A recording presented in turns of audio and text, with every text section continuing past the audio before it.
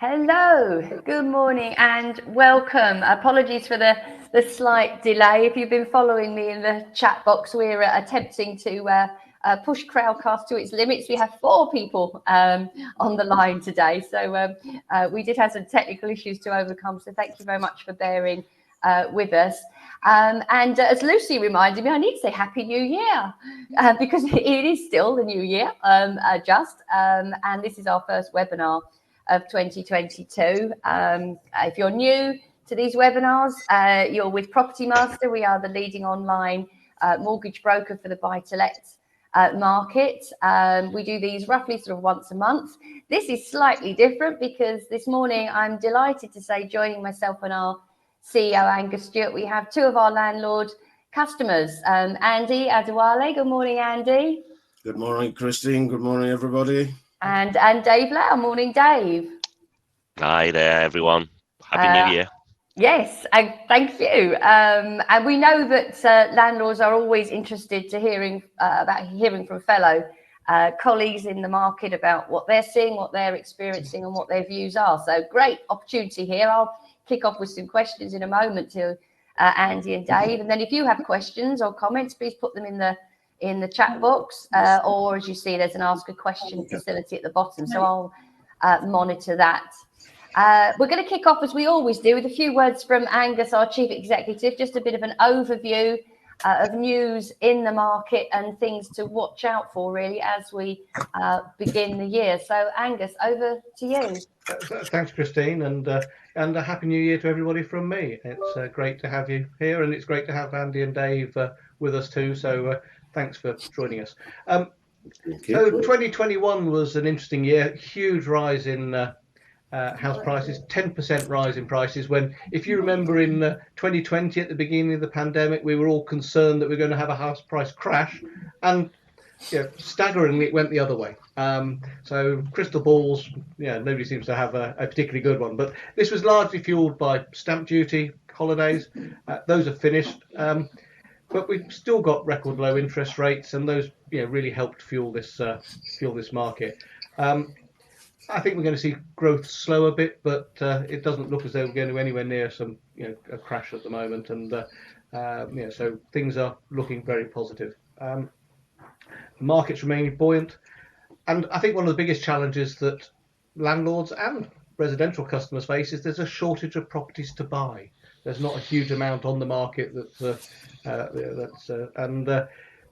so when we're hearing that estate agents, the average estate agent's only got about 10 to 12 properties in their windows, and that drought of properties is going to potentially just keep pushing the prices up slightly. So it's going to be interesting to see what happens there. The good news for landlords is that we're seeing rising rents, and there's still an unprecedented demand for rental properties that is pushing prices up alongside the rise in the cost of the properties themselves, and rents have risen at the highest level for 13 years as tenants seek new properties. Interest rates, well, we've had a lovely period of base rate at 0.1%. It moved up by to 0.25. I think we're going to see a steady rise in interest rates over this year. I'm expecting another 0.25% rise next week when the MPC meet next Thursday, and I would expect the year might end with base rate around 1%. So we've been remarkably lucky in this environment, and that's cushioned landlords against the impact of some of the taxation changes which we've had introduced over the last 4 or 5 years. We've not seen much change other than the change in SVRs from buy-to-let lenders over the last month or so since the base rate change went up to 0.25. They're still competing heavily for landlord business, and the fixed rates themselves haven't shifted that much. We've introduced a new tracker which we put out in the market, and we'll do that on a monthly basis, just showing you what's happening, and so we're tracking all the changes that are happening in rates, and we will keep you up to speed with what's happening. But nevertheless, you can see that there will be some increases in rate. If you need to remortgage, now is probably the time to have a look at it. Clearly, you've got to understand if you've got any ERCs there, but But get your calculators out and have a look and see what you can do.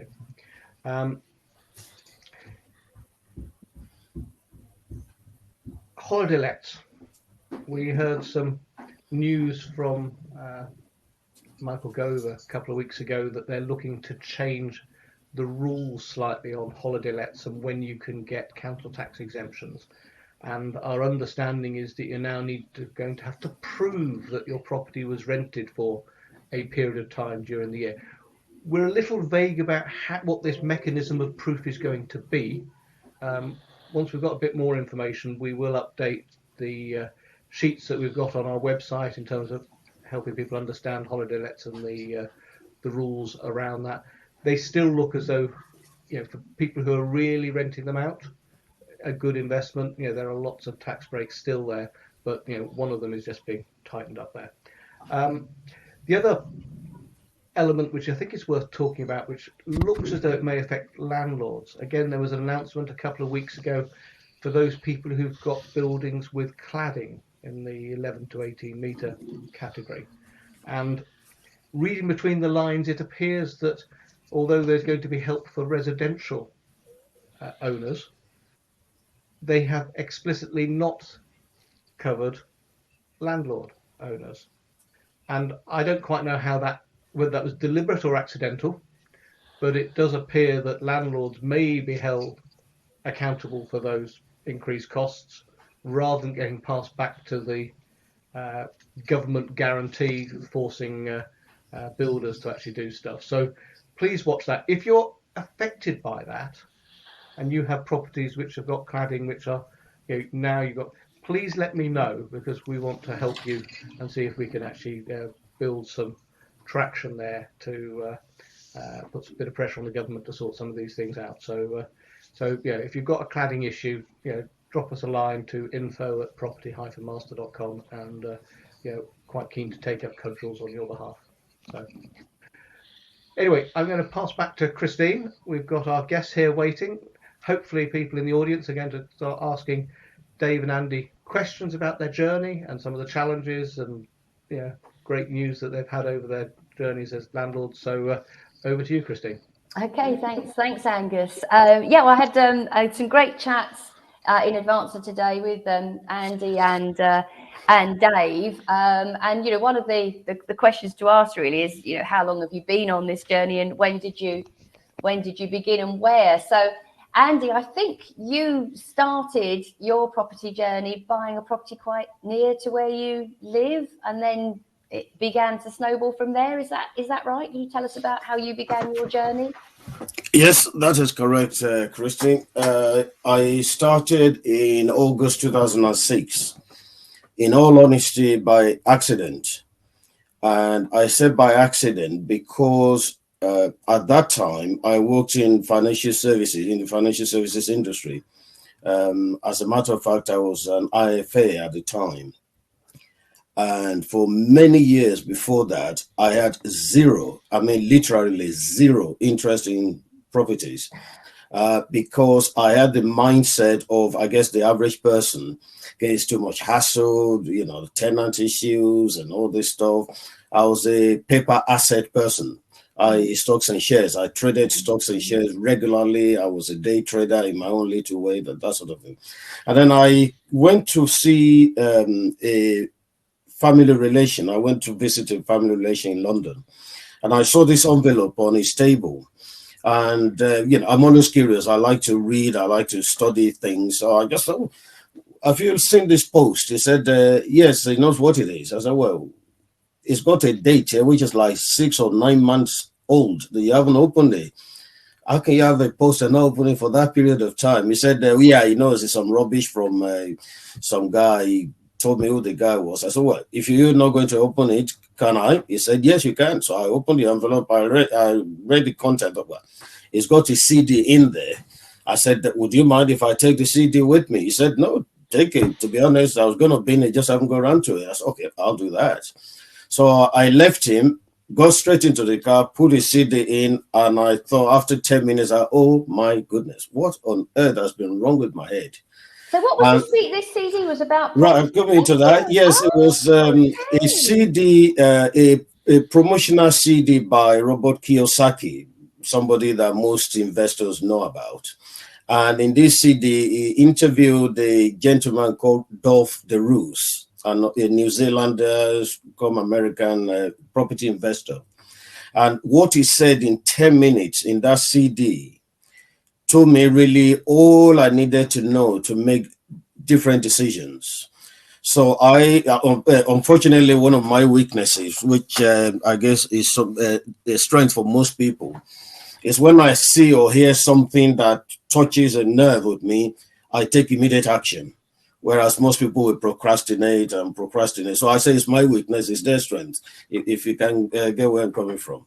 So after listening to the CD for the first time, I said 2 weeks from today, I must buy a property to test this out. Wow. And then I reflected on some of my own activities in the IFA world, that I have got a number of clients that have assisted in building portfolios on the financial side, i.e. getting their mortgages and general insurance and all these things. And I sort of joined the dots together in my head. 2 weeks to the day, I acquired my first property less than 2 miles from my house. And then it just carried on from there and from there and from there and from there. And now, touch wood, I have a portfolio that if I do, well, actually, I've not physically worked for 12 years. So, that's what I do now. You have, I think you said, was it more than 50? Yeah, well, I don't normally like to mention numbers in public. Well, I probably got that wrong anyway. But Yes, sure. It was so a certainly, yeah, it's quite a large portfolio now. Yeah, Yes, very significant. Yes, and that's all I do. From that CD, that's a fabulous story. Yes, Is it interesting though, Dave, because you mentioned a mentor or someone who you had listened to, because you were an accidental landlord. Would that be the term? So how did you begin? Yeah, I bought a house 2018, and the mortgage I had was with my bank, and I paid interest and also principal, just like a normal person buy a house, got a mortgage, and it was quite a relatively well below market value house, which I have no idea at the time. I was going to pay it off, probably in 5 years, because it was a very cheap property. And then on the YouTube, not on this CD, on a YouTube, I come across this gentleman who has quite a big portfolio, and he invite lots of people to these free seminar to listen how he did it and so on and so forth. So I was quite intrigued by it, how he did it, because with what he's done, I thought it was amazing. So I went along and I went to the seminar and listened to it. It was absolutely free, and I mean, I won't promote him, but if you go on YouTube, you will certainly find him. And then in this seminar, he was going through everything from you can pay mortgage with interest only, and then rent the house out and just literally have that passive income. And that's how I started. So that's when I found Property Master. I was looking for mortgage comparison and so on and so forth, and that was my very first house. Wow. which I refinanced and interest only. And when I rented it out, I was completely amazed in terms of how the interest only got me into a bigger debt. but of course, you're looking at the value of the property. Yeah, the value of the property continues, and that's how it works. I literally, because it was a relatively very low market value property that I bought, I literally got everything back out. And then I used that, and I bought my second house, and third and fourth. And then I decided to sell my apartment in Hong Kong, because I used to work and live in Hong Kong. And that fund that I brought back, I immediately invested another, half a dozen properties. And it was mostly all the mortgage through Property Master. because it was so easy to use the platform. I couldn't believe it's like a car insurance comparison. You literally choose, choose and pick which one. But then, there were some challenges, obviously, but you learn as you go along in any investment. So Absolutely, yes. absolutely. I mean, that's an important point. I mean, because Andy, it was you saw your CD, you bought your first house, and then you began to expand quite sort of rapidly. Yes. Were there issues along the way that you needed to educate yourself about? Were there resources that helped you? Because it's a lot of responsibility, isn't it? Having tenants. Yeah, well, once I started the journey, I became a student of learning to know more and more and more. So I started attending free seminars like David did. I bought and read a number of books, specifically on property investing, books from Dole, from Kiyosaki, ones that I know would tell me what I needed to know. And also I attended some courses along the way because it's what I call the reticular activating system. Once you see something, they just seem to come to you all the time. Like if you've thought for a long time about buying a Mercedes CLS, you go through a process in your mind of buying one. Then the day you pick one from the dealership, you start seeing lots of them on the road. You think, where did they all suddenly come from? So I found the journey to be the same. So I started committing myself to attending courses, free webinars, almost any free webinar going, although I'm experienced enough to know that most of the so-called free webinars are not really free webinars. They're infomercials designed to book you and upsell you more expensive courses and merchandise. But I went through quite a lot of them, and I still do, because you can't know everything. And all the legislative things, I get invitation from Property Master, from anybody. I literally attend anything and everything, and that's really it. And I do find that talking to landlords such as yourself, you're real voracious learners. And yes, you have to be, because the landscape is always changing, it's always developing, and you have to find ways to adapt to survive, or adapt to thrive, I say. So it's important you have that commitment to learning and participating in things that can make you better. Yeah. I mean, Dave, what's helped you on the journey? Yeah. Because I actually am a landlord myself, although I'm tiny compared to you guys. But keeping up to speed with everything is, almost a full-time job, pretty much. I think that is now your full-time job, Dave. Am I right? Or yeah, it is. Yeah. Well, knowledge is power. And yes, I do a lot of research and learning as well online.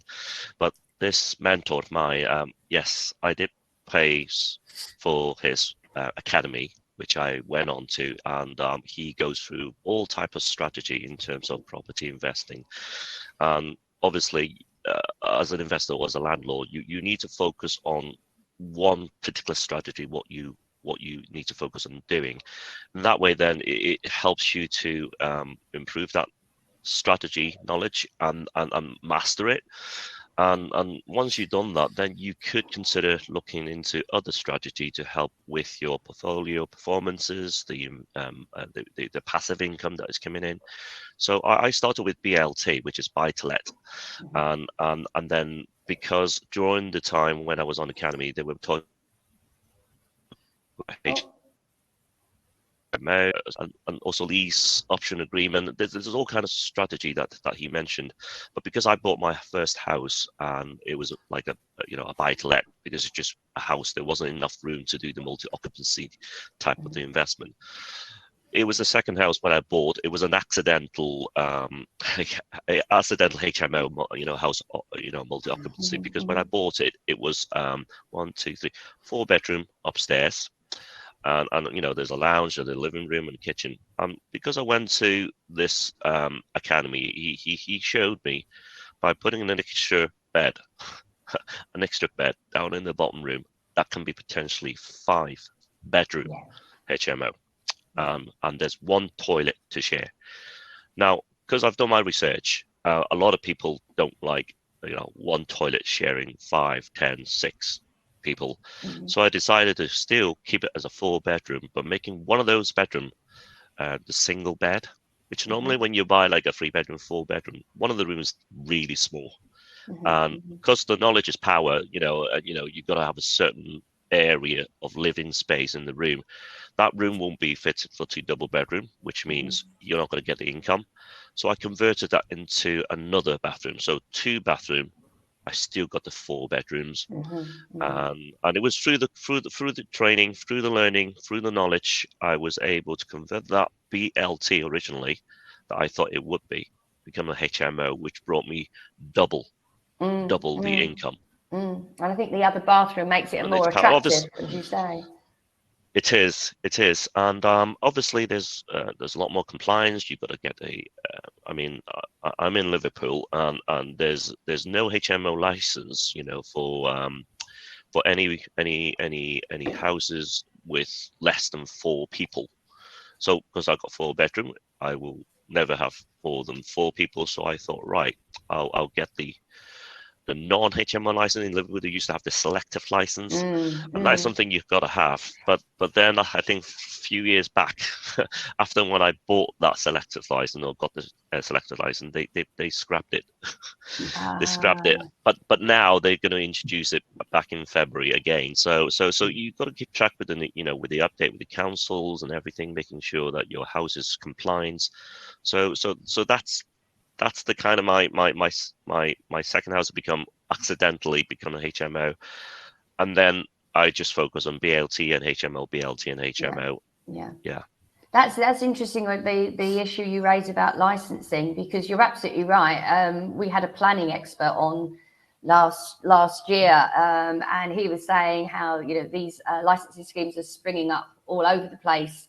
Sometimes it's hard to know in advance. But of course, if you've already got the HMO, you have grandfather rights, I believe. So even That's if they right. do introduce Article licensing, 4, yes. yeah, because you're already there. Yeah. So that makes them even more attractive, doesn't it, as a prospect? And did you have HMOs as well as buy-to-lets in your? By choice, no. Okay, interesting. What's your view on that?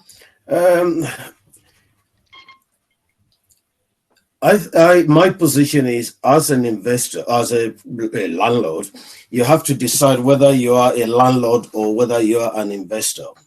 I am not a landlord, certainly not in my mind. I am an investor. I focus exclusively on single family lets, and I outsource almost everything around that. So I just spend my time doing what I want to do every single day. When you get into the HMO sector, I found, apart from the fact that there's more regulation, potentially more hassle, there are not many good letting agents for HMOs. And that often requires you, the landlord or the owner, to get involved in the management of it.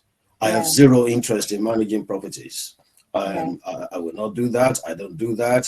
People sometimes ask me, what are your tenants like? I don't know, because I've never met them.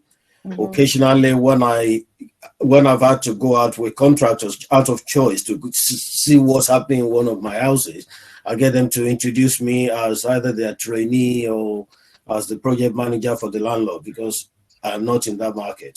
So that's why I don't do HMO. That's really interesting, because I think you're both making different decisions there, but I can see why, because clearly with an HMO, as Dave says, you've got the higher yields because you've got the tenant, you've also got less void period.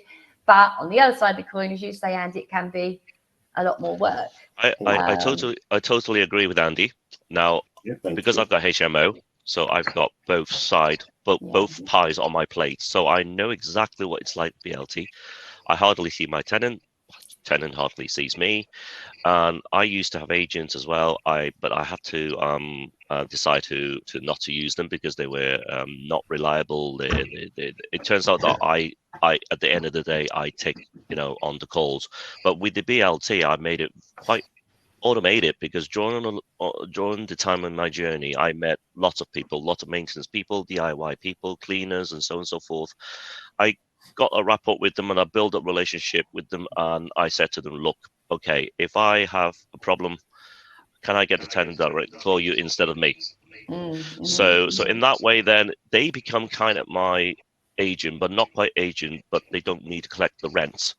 The rent pays directly to me, and I just keep track of it. All I do is, switch on the bank account and have a look, check if there was 20 rent payment. I'll check count the 20, and that's how I keep track of it. I mean, I don't do much. Okay, apart from filling property masters application forms and responding emails, which is a lot. And but then I go around and visit houses and so on and so forth, just like driving around the car, and we can't go anywhere, can you? I mean, my plan, if it wasn't for the pandemic, I would be traveling around. So at this moment of time, I just focus on building up relationship with the people who could become my automated system. And HMO, it's hard work. I completely, agree with what Andy mentioned before. It's a handful, lots of maintenance, lots of issues, but I made it, some automated system whereby I have keys in the key safe boxes. If they forget the keys, there's combination lock there. But then at the same time, you've got the maintenance guy who actually be able to be in touch. So if there was a problem, they'll contact him, not me, and they'll go and fix the problem. There's also like things like British Gas as well. You can actually buy these emergency package, whereby I buy it. I literally just buy it, £130, a year. And if there's a problem with the washing machine, there's a problem with this, the tenant just automatically call them as well, because it's already in the package. They know I bought that. So it's included in part of the rents. And that way, then those BLT, I don't have any in terms of maintenance issue that they'll call me or even call the maintenance guy, because obviously the maintenance guy would charge you, a call charge. But whereas the British Gas one, or I think there's many others, not just British Gas, which home emergency sort of thing. And then that way, then it just help with that automated system. And so therefore HMO, BLT, once you've got a system in place, agent. Well, this is the interesting thing. So you clearly don't use an agent at all, Dave. You do it all yourself. Not now. But obviously, if you away from where your properties are, you will have to explore that, because I'm now exploring another place outside of Liverpool, and obviously I'm not there. So agent is something that you will eventually need to, but it's the reliability that you find that they don't respond to the tenants, and they end up tenant calling you, and then rental payment as well. To chase up rental payments. Sometime, I don't know. There's a rent guard insurance. I don't know if Andy knows, and so on. And you do a reference check, you buy it. I've learned my lesson as well through that, because if somebody don't pay rent, you got to call the insurance. I left it. So I only offered a goodwill, gesture of goodwill, offered the legal support for me, but not getting rent back, because I have reported the rental late payment late. So that was the one time I missed opportunity. I ended up having to do the evictions and all that sort of stuff. But the guy at the beginning, he passed the reference check. I would have got all my rents, through the rent guard insurance, but I didn't get it, because obviously I was being kind, because he was paying rent every now and again. I thought he's done it, but then one time he just didn't pay at all for good 2 to 3 months, and then went back to rent guard and said, I'm not going to cover you, because you've been like 6 months not reported rental arrear. So that's something, anyone who buy any rent, you're learning. So that went through, a big roller coaster ride for me. So but every single tenant now I have rent guard, and if they don't pay rent, I will immediately, I don't care whether I'm a bad landlord, bad investor, I'll just go and claim. And because it's them who's doing the reference check. So if something goes wrong, it will go back to the insurance, not me. Yeah, absolutely. Yeah, absolutely. Andy, what about you with agents? Do you do everything yourself, and have you therefore built up a network of support for maintenance? Yes, because all our properties are in the same general location. i.e. within 5 mile radius, every single one in the UK, every single one of them. I, right at the beginning, went through a process of interviewing and sourcing agents. And initially, I started with one. As the portfolio started to get to be too large, I decided to extend that to two. Uh, really, as a defensive strategy, in the unlikely event they go out of business, I don't want all my rental income to cease. So I extended that to two. So now I have two agents managing different proportions of the portfolio, but they do literally everything. They advertise the property, they find the tenant, they reference the tenant, they do the inventory, they check the tenant team, the tenant report repair issues to them, they pay rent to them. All I do is just collect my rent, and when there are maintenance issues, I don't allow them to get involved in that at all. So you just send me an email of what needs to be done. I have a team of contractors or tradesmen that does everything across the property spectrum.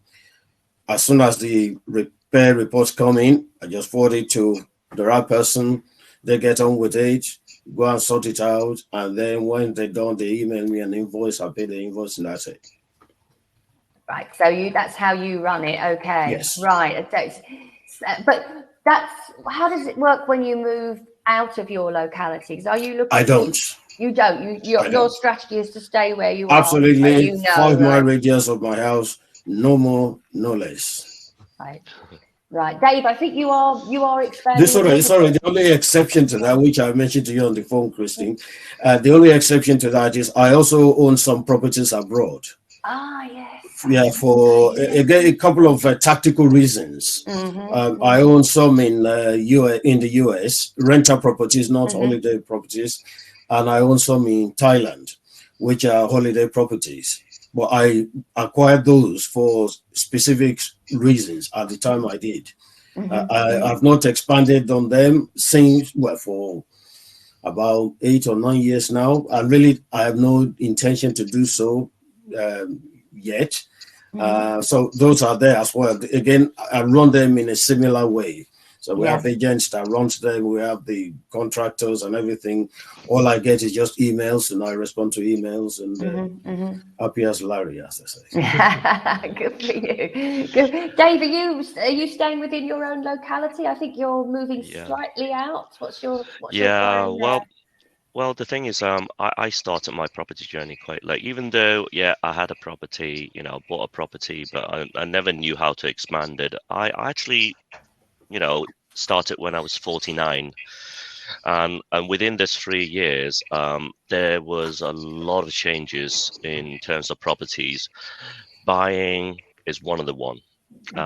3 years ago, I was able to buy, relatively below market value property in my area.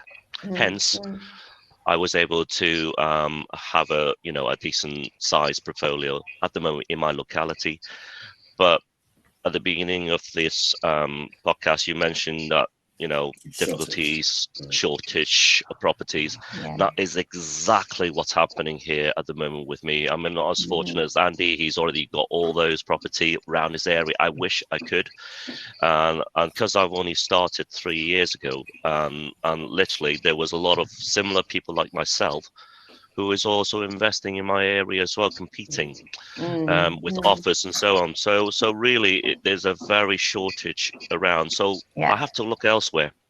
So hence, I'm going a little bit more further, away from a locality, testing the water. I'm even doing a couple of property bridging loan as well, because I want to expand my property as quick as I could before a further shortage, further high price property, which I'm gonna be struggling trying to get the below market value properties.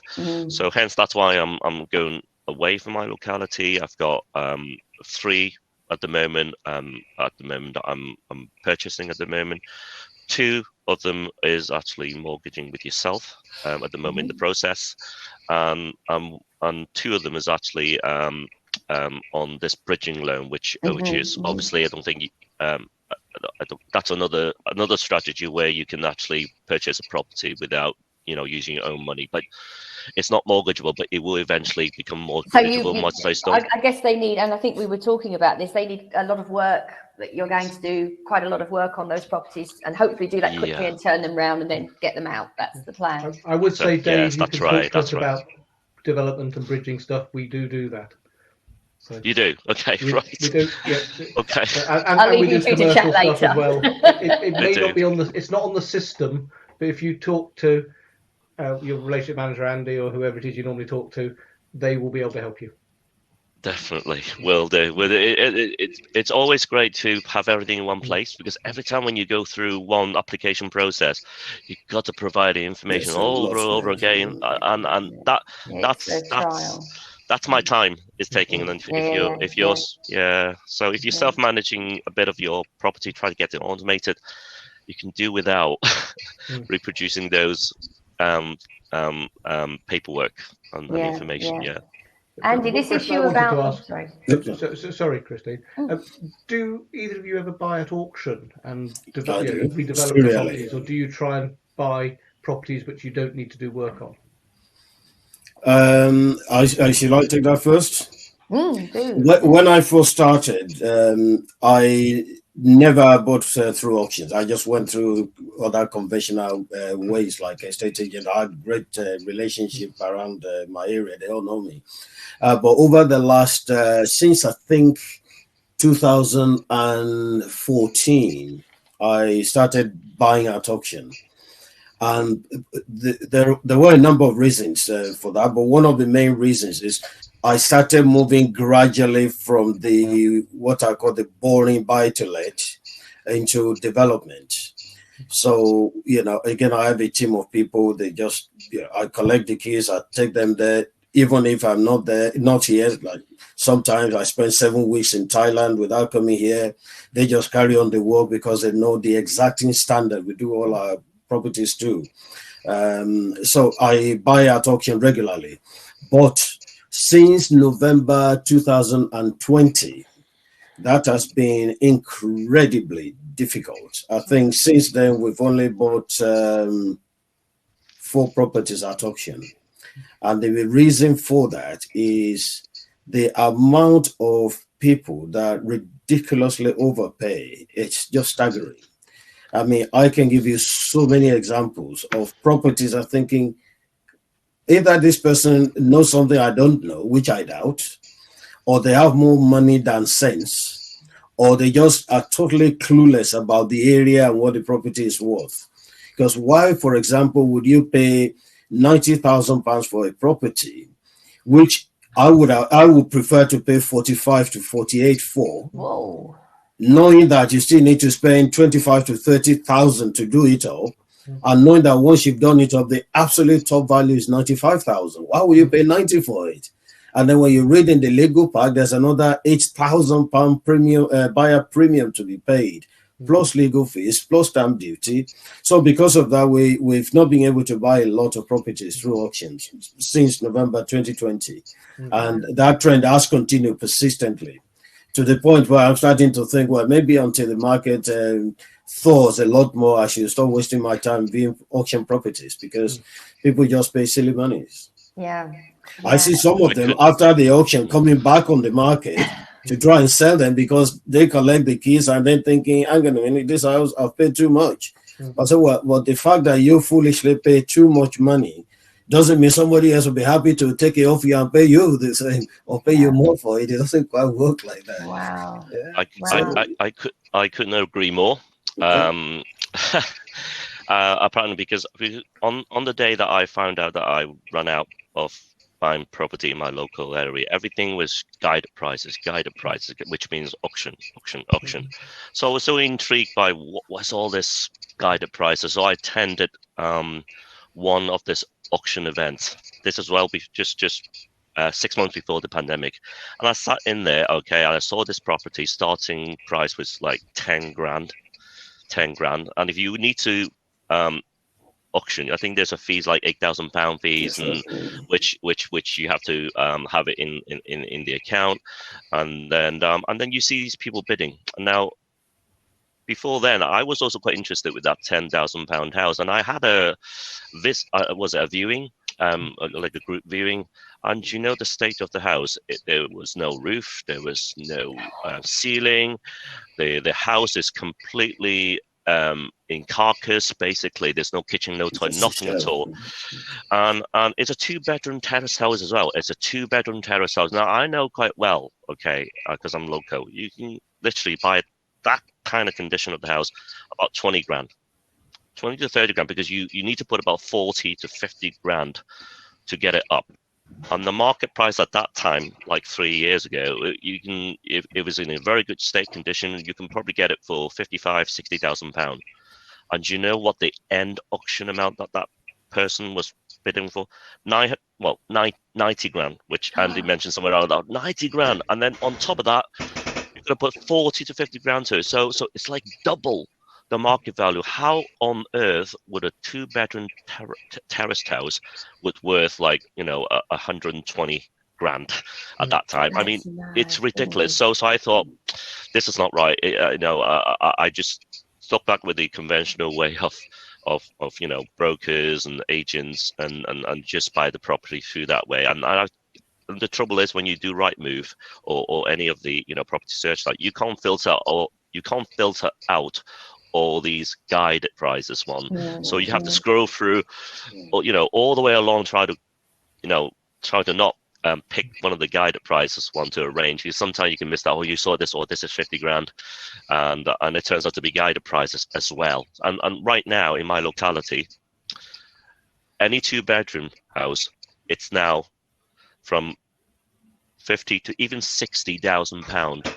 So the prices must have gone out by these unknowledgeable investor, that they marked up some of these ridiculously not worth that value, and marked up the price completely.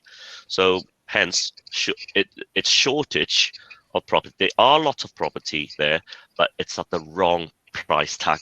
I think that's the word. So, well, I must be a lot of people. I mean, Angus started off by saying record increases in house prices to the extent we haven't seen for quite some time, and that is seeming to encourage people to make some what sounds like really silly decisions. Angus, I don't know what's your view on I am asking you to look at a crystal ball again here. What is your view on when we might see more properties coming onto the market? Maybe at some point later on in the year, people will start cashing in on this. I honestly don't know, Christine. I think it's very difficult to say. We've seen quite a lot of move with people trying to get out of the cities back into the country. I think as things open up again, there seems to be a bit of pressure at the moment to go back the other way. I mean, and it'll be interesting to see how that pans out. I'd agree with you guys. I follow the auctions, and I've seen them be a bit frothy in places, and you wonder how. And I think that's people with cash in their pockets, desperate to purchase something. And you may get a lot of people from the London area who've got plenty of cash to burn, and they think they can buy their dream house or whatever out of London, where its properties are cheaper, and maybe they are willing to spend that extra cash to get it to what they want to be. But some of your terraced houses, Dave, I mean, it just sounds bonkers to me. And these are people who are just getting carried away in the moment without realizing that they. I think the bounce back loan must be part of the puzzle. People using bounce back loans incorrectly. But if I was to put myself in their shoes, okay, now if they're from the south, obviously the property is going to be a lot more expensive than up where. So if they did bought that property, not to sell, okay, but to purely for rent, okay, they're not going to lose out in terms of that, return on investment, because obviously if they did try to buy a property down in London, a 2-bedroom terrace house, probably cost them like 200 grand. Something, but the rent is not going to be like doubled in terms of proportion. Okay, so my rent on average, 450, 500 pound, for where I am now. For them, maybe £50 more. But for them too. Right. The yield further north is significantly better. Yes. And if you're you've got a London property, I think you'd probably be quite lucky to get a 2-bed terrace for 200,000. That's right. On They're all like village. 320, And 340. I you're don't right, know. I don't know. I never go down south because there was but the rental crazy. yield is bad, and that means that in many cases landlords trying to buy down in the southeast need to use something called top slicing to actually demonstrate they've got additional income because the rental cover doesn't cover the interest appropriately or necessarily on the mortgage application. So there's a different set of challenges, but certainly northeast, northwest, parts of the Midlands are, the yield is significantly better, and especially if you're doing HMOs as you are, Dave, you get a very nice return for the investment you've made. But there's work involved with it, as we've heard. I mean, in terms of managing that environment, which Andy has chosen not to have, which I think is very interesting, seeing those two different strategies. One question for you: have either of you got commercial or semi-commercial properties within your portfolio, or have you considered that? Dave, you go first this time. I have come across with property friends who have like a commercial building with like a takeaway down on the bottom and then property on the top. I have considered looking into it, but I haven't got that knowledge yet, or to comfortably to invest in that yet. But certainly I know the fact that in terms of mortgage as well, that if you got like a takeaway on the ground floor and you want to get a mortgage on the top, insurance, you have a challenge, and you mortgage wise, it is going to be a commercial mortgage, similar to my HMO. My HMO is not like a normal mortgage; it's a commercial mortgage, and apparently my HMO is not on the property master, because I think at the time I couldn't find one at the time with property master. I have to go elsewhere, but it will be something that if I come across to me again,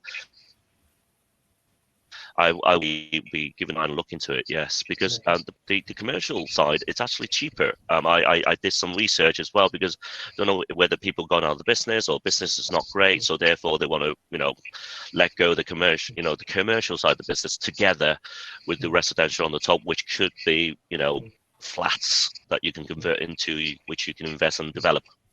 Yeah, I mean, I think a couple of things on the commercial side. Take care if you're buying a property which has got a takeaway or something similar underneath, whether it's a semi-commercial and you're buying them both together, or if you've just got a self-contained flat above a takeaway, trying to get a mortgage on that can be challenging. Yes. Certainly pay more for it. There are opportunities for commercial buildings being converted under certain planning regulations now. You can take an office building and convert it. Again, there are some issues there, but certainly, in certain situations, you can see quite a good return on those. So you just need to go in, like everything, with your eyes open and understand what you're paying, what the conversion cost is, and how much rent you're going to make, and what the yield's therefore going to be as part of it. Yeah, it's all about the figures, and as an investor, you go with the figures, not the feelings. And sometimes you might feel, this is cheap, but there's a lot of things behind the scene, like you mentioned about the building control, building regulations, and approval from the council, whether you convert from a commercial into a residential. I think there is a demand for residential, but it will be a demand for business as well, because the pandemic, it's not going to be forever. There will be a new ways of living, but people still want to go to shops. You can't convert them all to residential. So yeah. I do commercials as well. I do commercial conversions. In fact, there is one we're still working on currently with. In fact, we've done a remortgage on a couple of them, which is a disused storage or workshop. That's what I was looking for. Been left derelict for 27 years. So I acquired them last year, May, converting the whole thing into 4 houses, a 3-bedroom house, a 4-bedroom house, a 3-bedroom house, a 2-bedroom house, and 2 new builds on the same site. So that's we've already completed the first 2, rented out.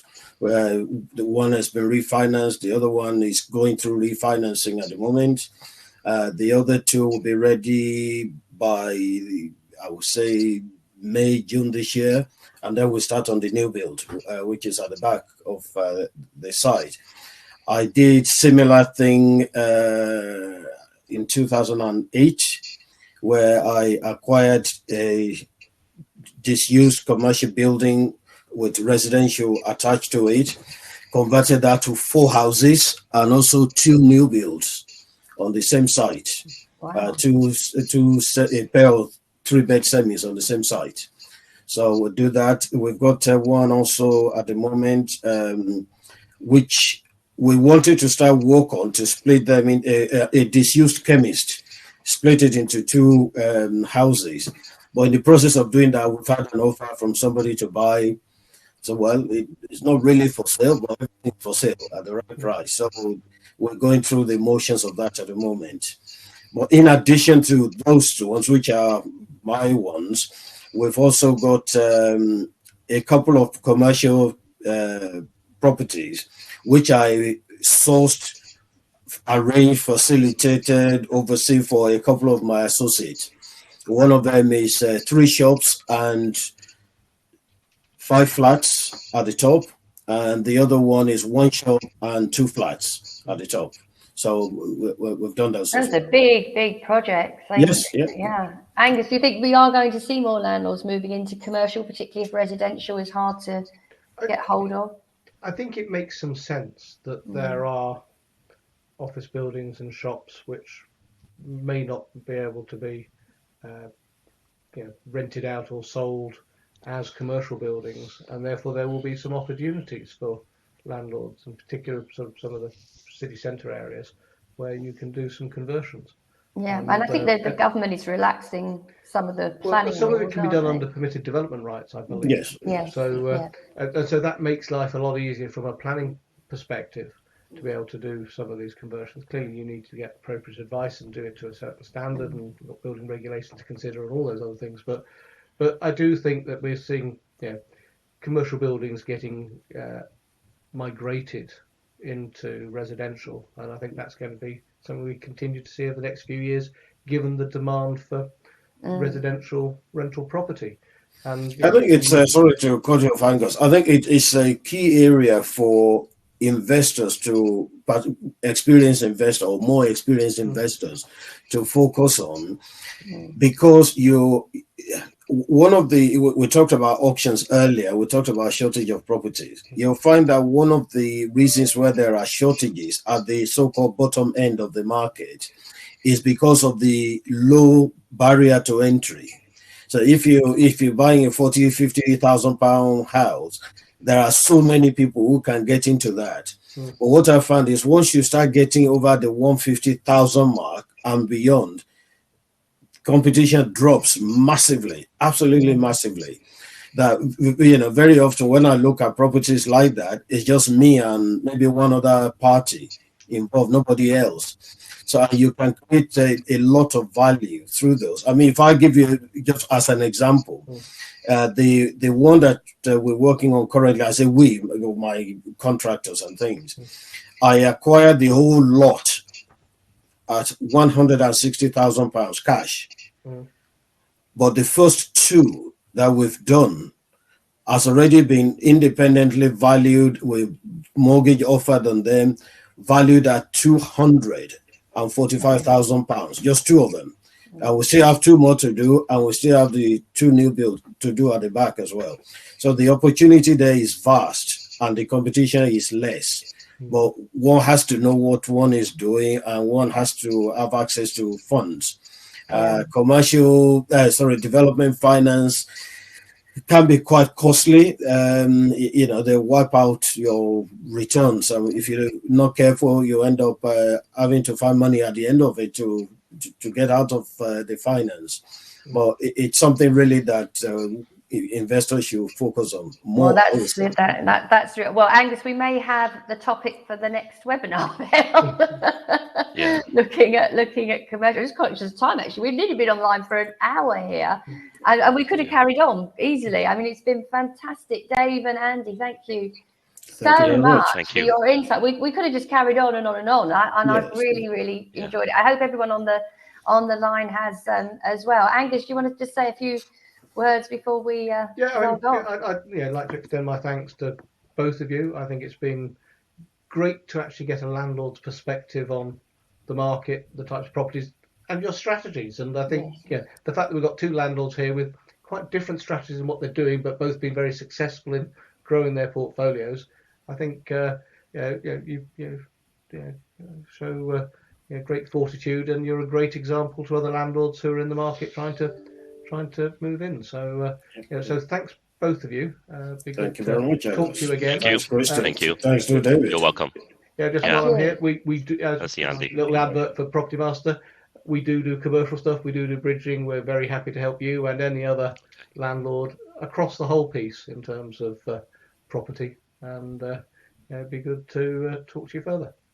Thank you, guys. Thank you so Thank you very much. Enjoy the rest All of your right. day. No questions from the audience? No, I think they no were questions. mesmerised, guys. I Right, certainly okay. was. Thank you Is so that- much. okay. All right. Thank you very much. It's been a pleasure. Bye-bye. Wonderful. Bye-bye. Until Okay, next time. bye-bye. All right. Bye-bye. Bye-bye.